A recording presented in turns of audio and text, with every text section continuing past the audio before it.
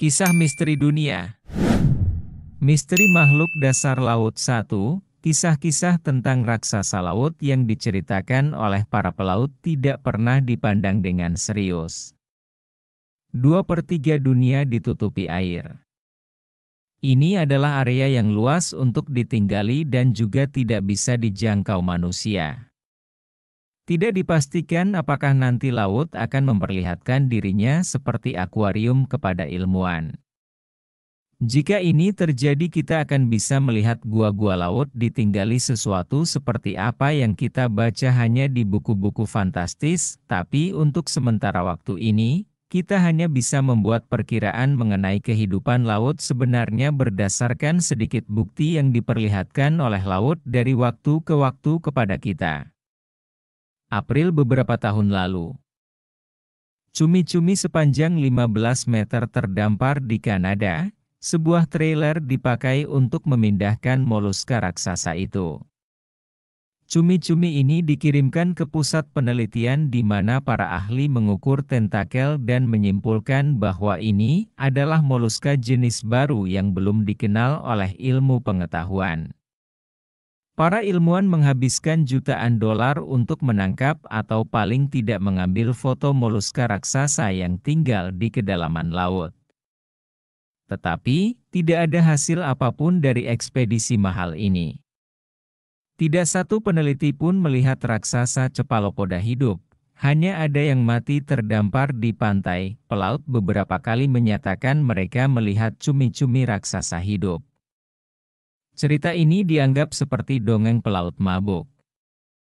Orang-orang tahu bahwa pelaut menceritakan cerita luar biasa bukan tentang moluska raksasa. Pada 1955, sebuah koran Kanada mempublikasikan cerita misterius yang didapat dari pelaut. Sebuah kapal yang berlayar menabrak sesuatu yang aneh.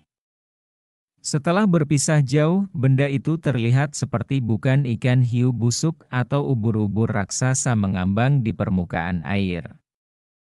Ketika kapal mendekati benda itu, pelaut John Squires bersandar di papan untuk mengait benda itu, tetapi setelah pengait besi menyentuh benda seperti ubur-ubur itu, sebuah tentakel besar keluar darinya.